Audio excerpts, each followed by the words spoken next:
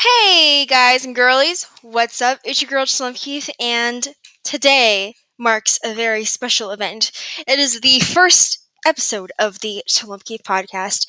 I know I promised this 3 months ago, and lots of things have been in the works, but I am incredibly excited to be able to talk to you guys today, and I think we have a lovely discussion in store.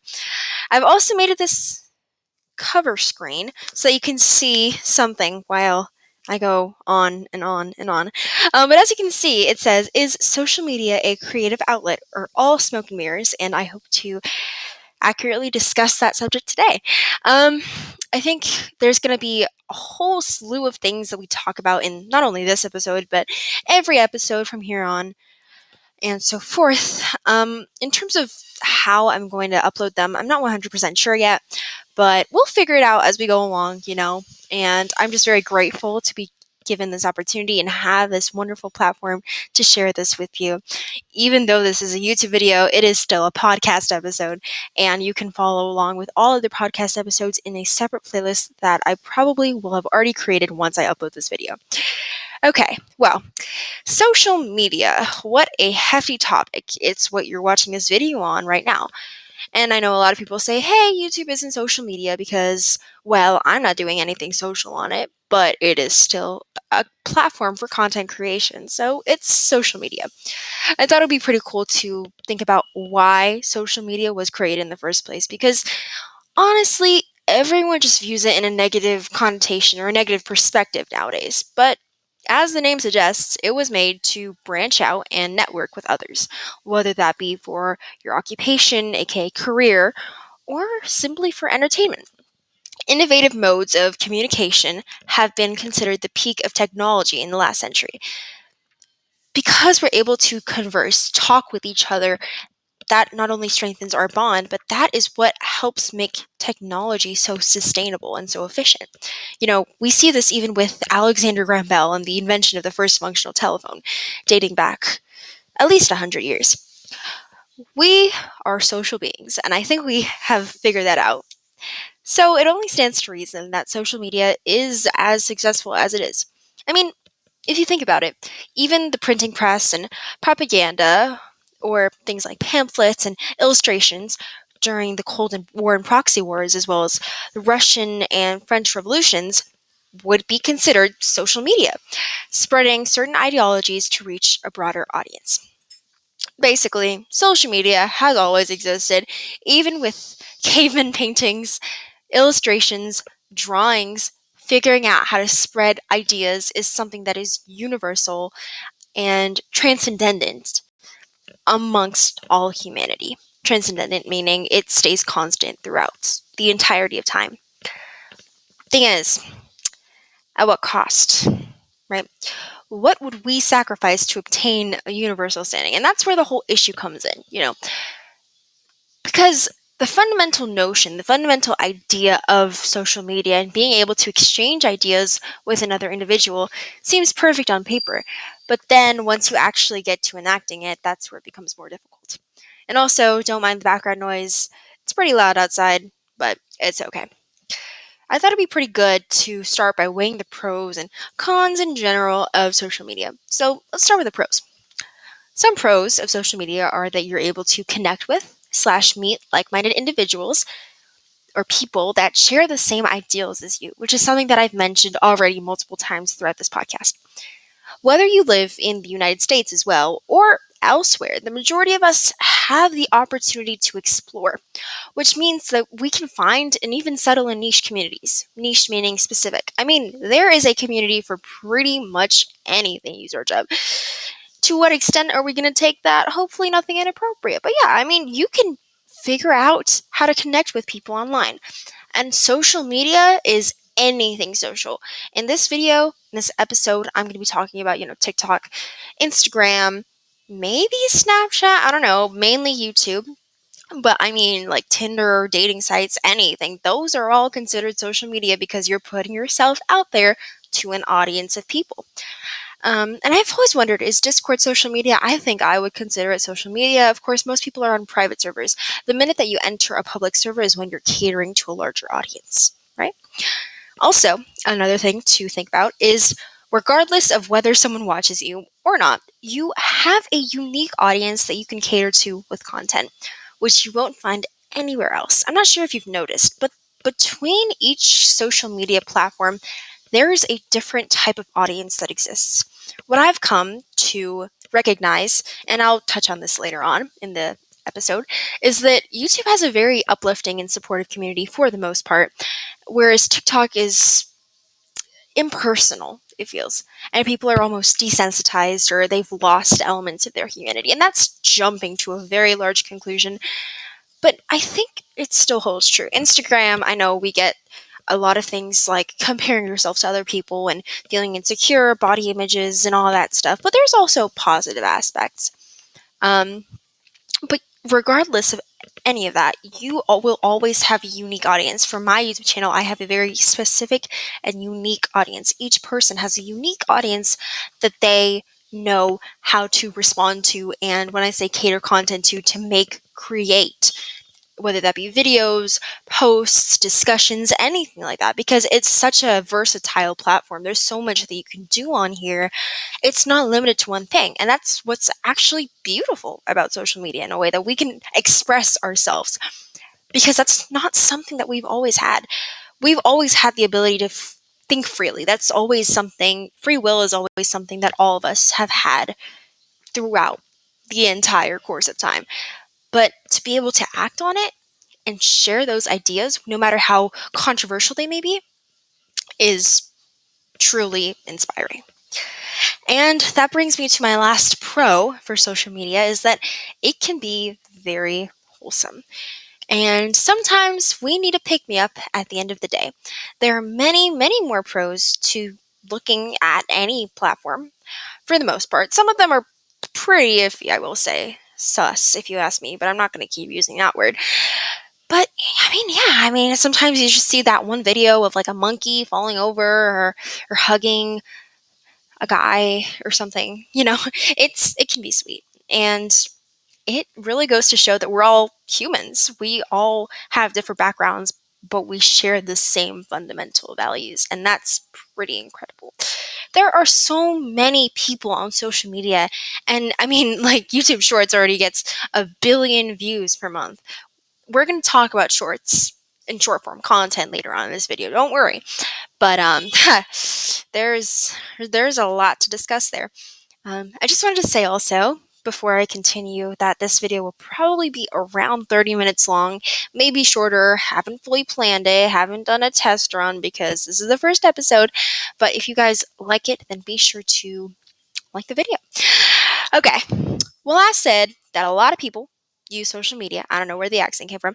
But anyways, it's fact-checking time. Who does use social media the most? I mean, it's something that I've been wondering. I think I have a pretty good hunch, but according to oberlo.com, yeah, here's where we're going to get into statistics.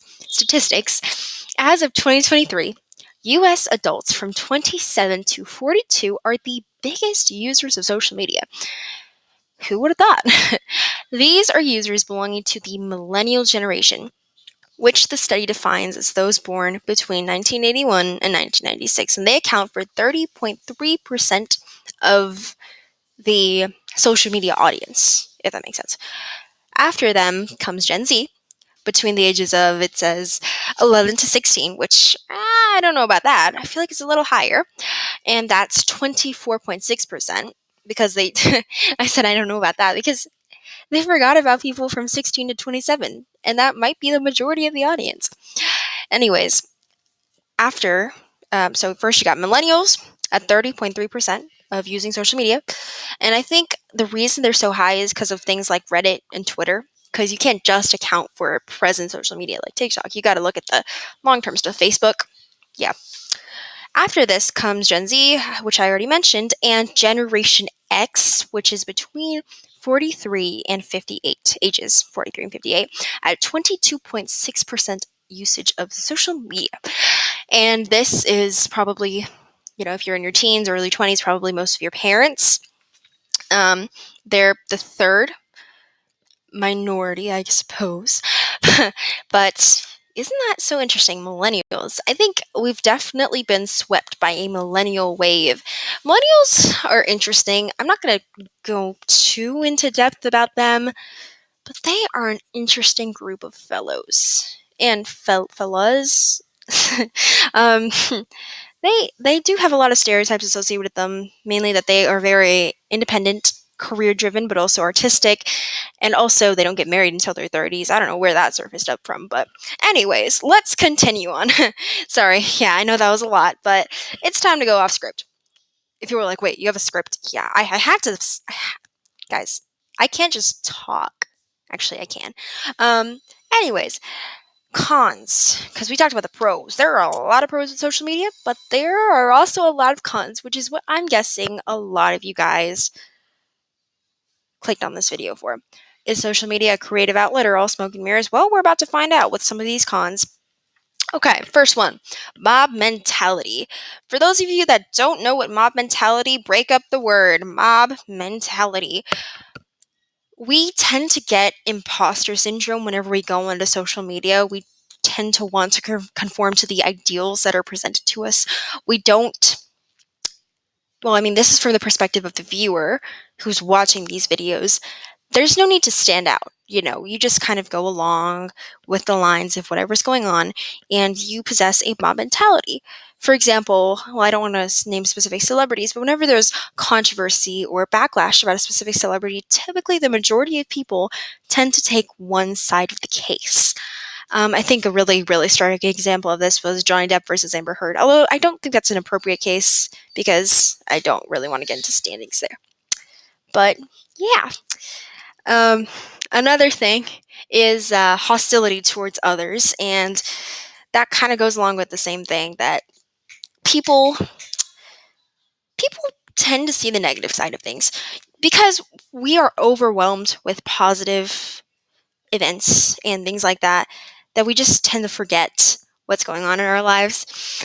And don't mind me if you hear anything in the background, but yeah, I mean, the news is essentially just one thing. I wouldn't say blown out of proportion, but the news is essentially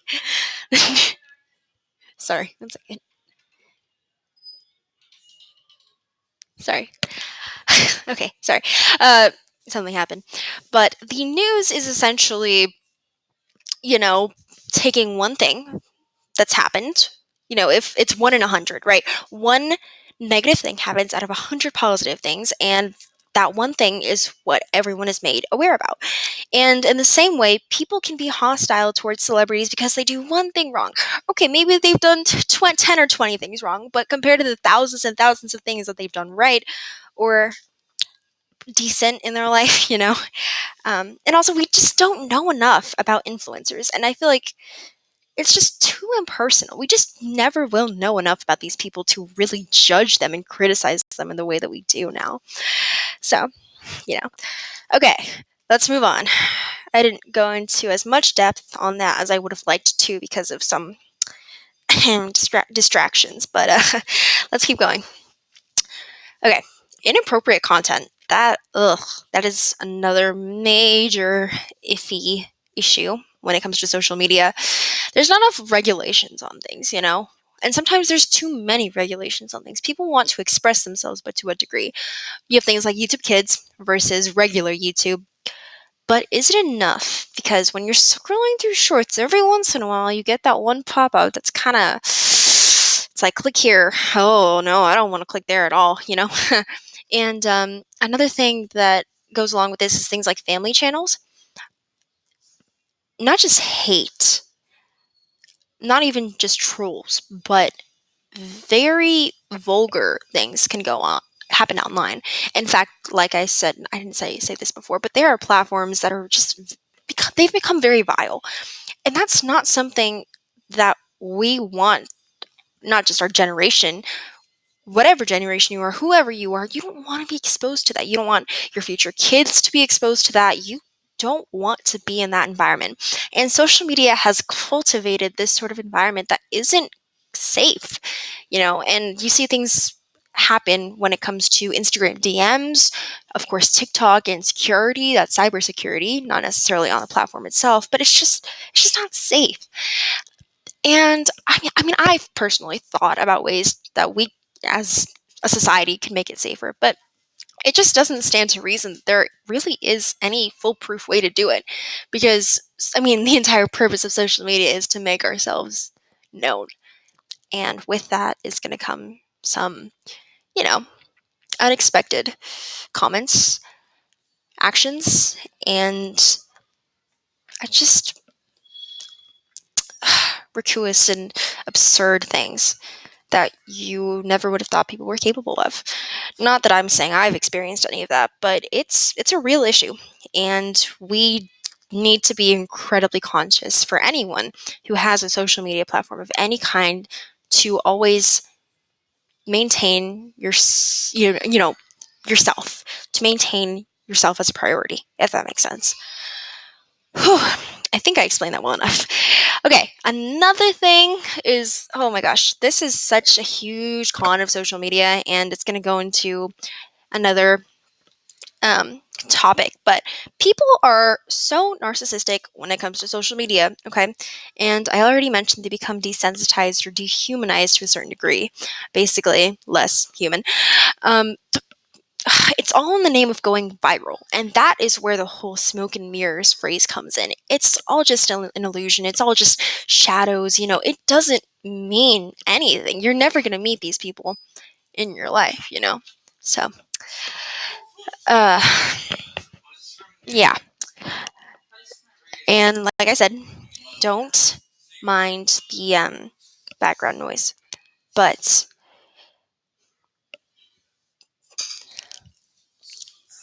people tend to do absurd and ludicrous things to go quote unquote viral.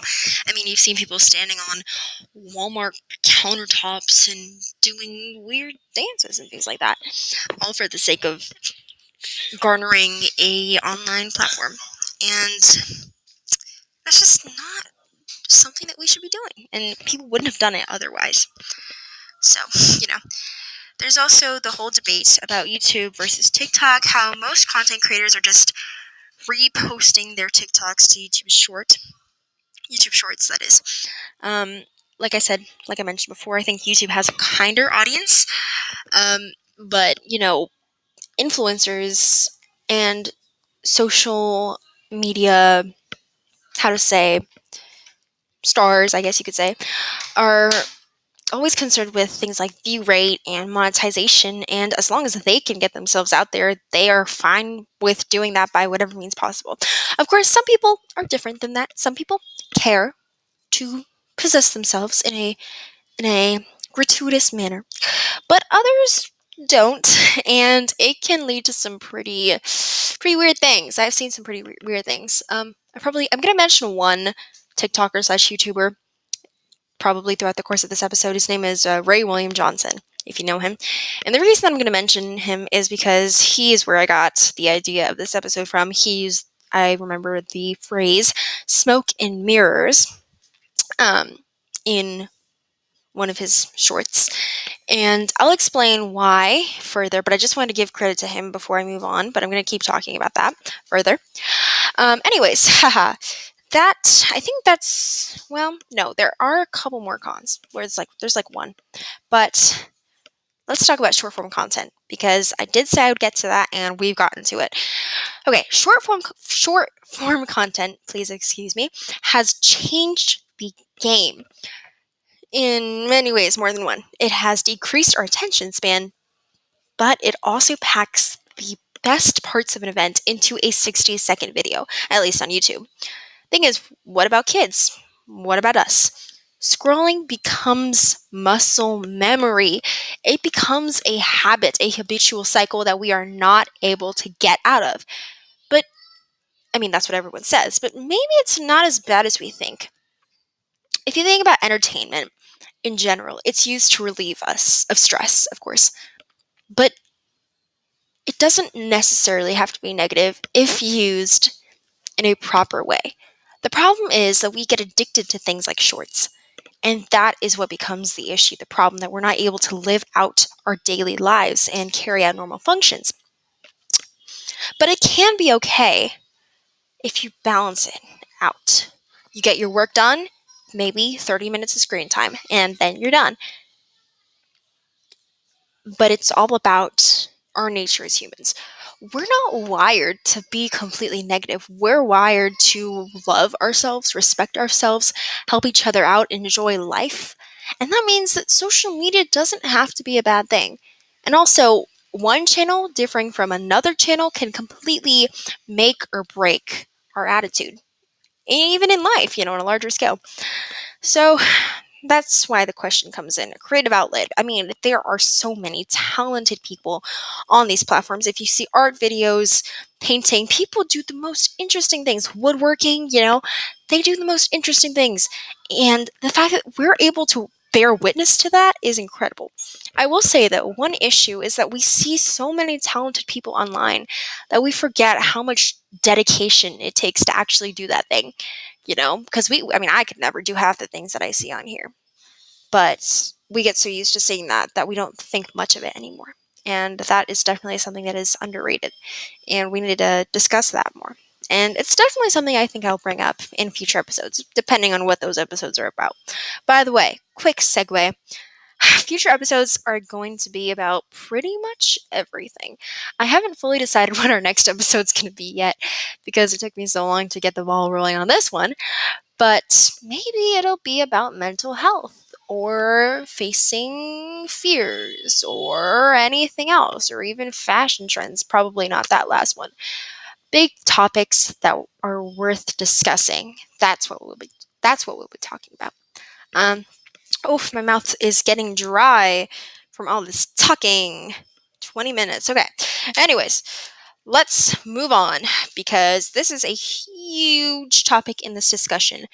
Does being an influencer qualify as a valid job? Let's talk about salary, its impact on the community, and clickbait.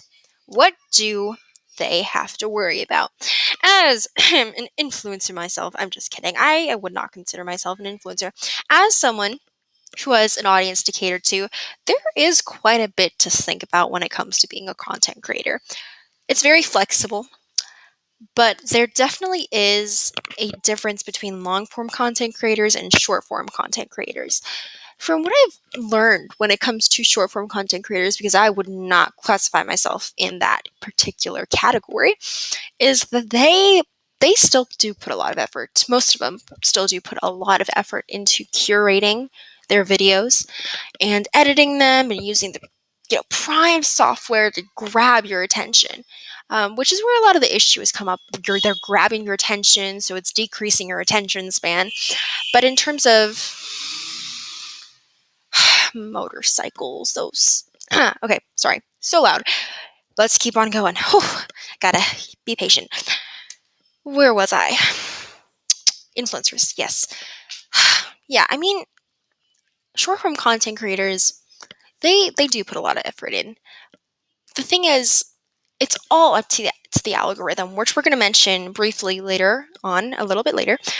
It's all up to the algorithm, and there's just too much to think about, You have to keep up with the latest trends, and use probably sounds, captions, try to be as relatable as possible, or try to be as even talented as possible, do the most absurd and ludicrous things as possible. As I previously mentioned, people are doing the most crazy things to get attention, you know.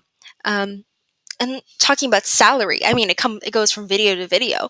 People who have millions of subscribers would probably be able to make a decent income, but people on TikTok, from what I've seen, they severely underpay the people on the platform.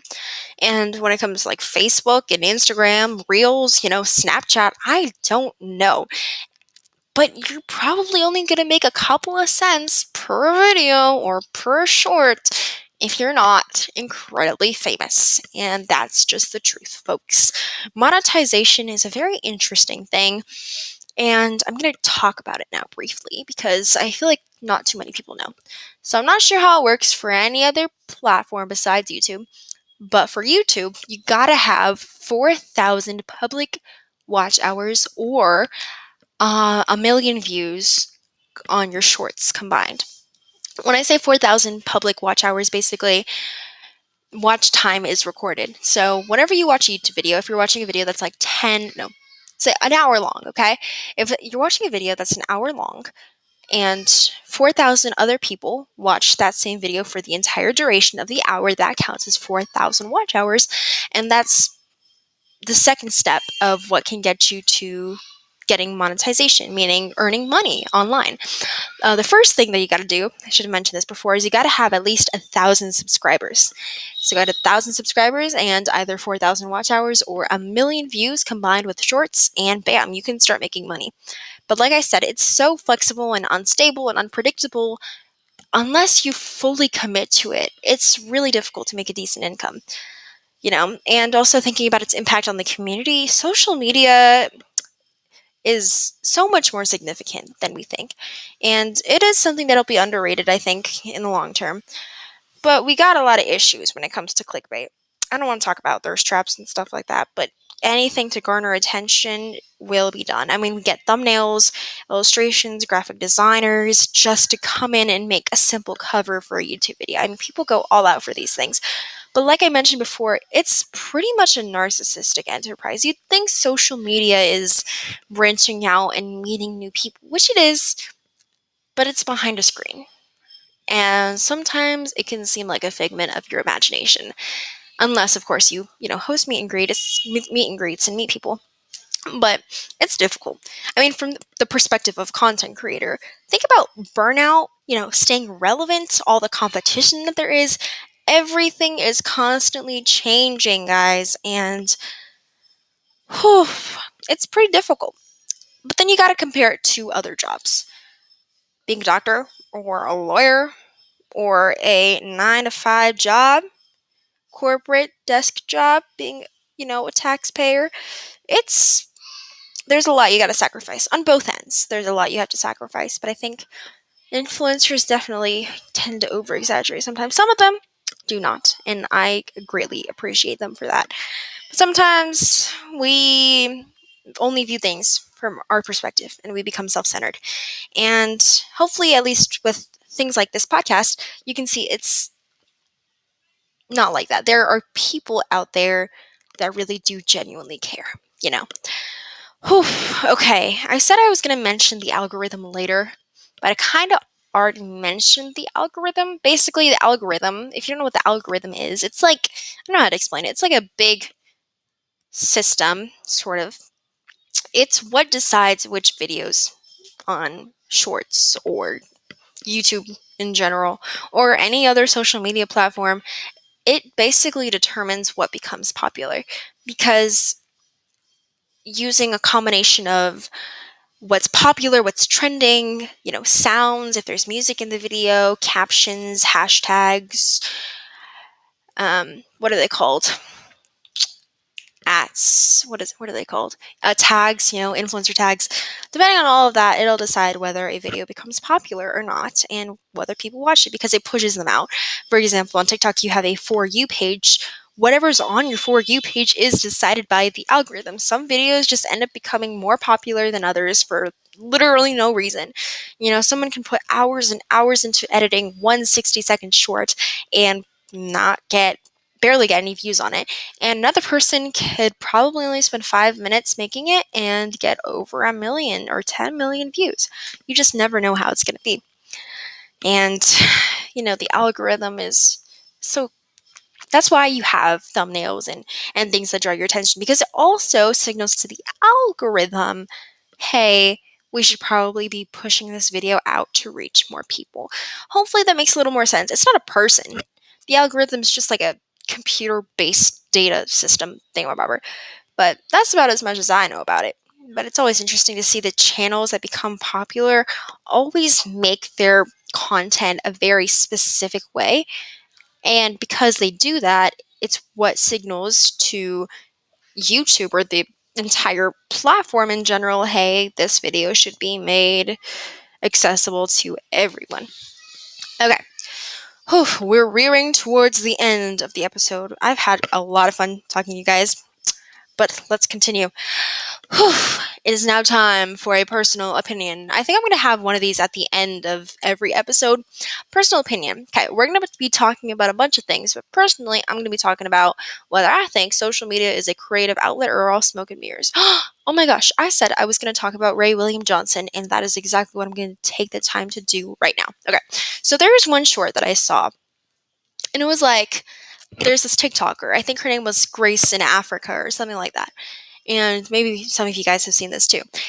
She hosted a meet and greet, and she had 1 million followers on TikTok, but not a single person showed up. And she made, bracelets for everyone, but not a single person came. And I was just like, wow, and in the video, Ray William Johnson, he was reacting to it, and he said, yeah, I mean, social media is all smoke and mirrors. Nothing is really real. And I couldn't agree more. Unless you actively go out of your way to make it known that you want to connect with your audience, they're not going to think much of you. They're just going to click subscribe or follow or whatever, and they're not going to bat an eye, because the people that truly care about you are the ones that stick around.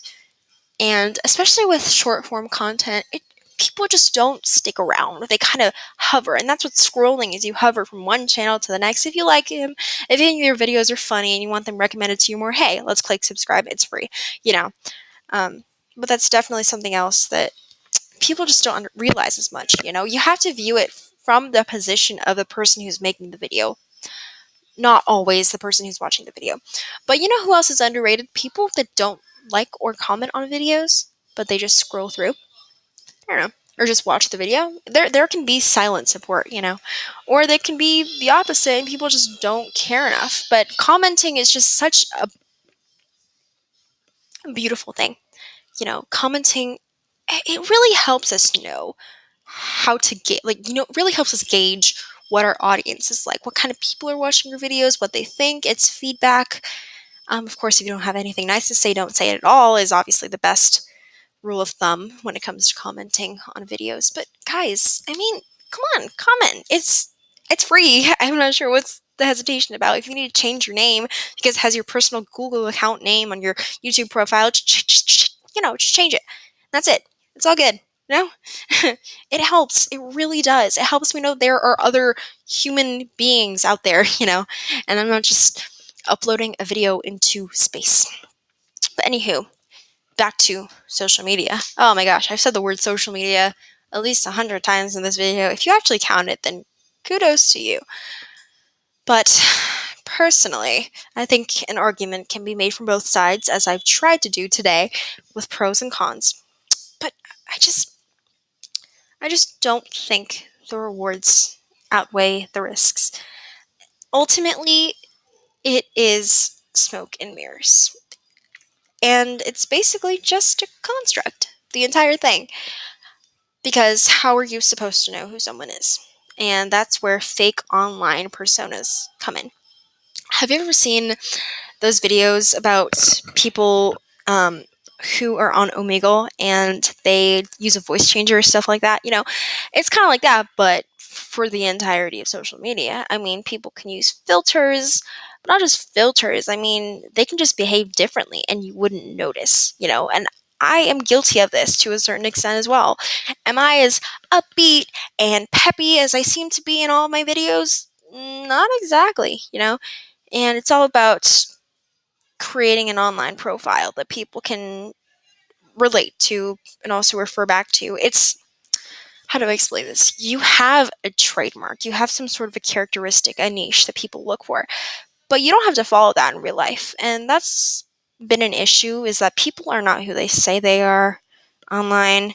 Of course, you get things like catfishing and stuff like that when it comes to dating and whatnot. But just for social media, people aren't who they say they are, you know? When it comes to our phones and PCs and whatnot, there is a huge psychological impact, specifically withdrawal from our phone. And this is probably something you might have heard your parents talking about, is that after you're off your phone, it takes an hour for you to revert back to reality. And to a certain extent, that is true. Especially when you get sucked into it, because you're seeing these things, this light that pops up, you're having your attention constantly grabbed, constantly shifting from one thing to the next, to the next, to the next. Whenever you get out and you're in one stagnant, permanent fixation, one settled situation, you kind of think, is this it? What's going on with my life? Everything seems so pale, you know?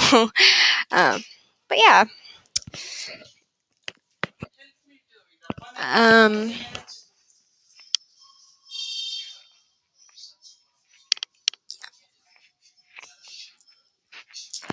yeah.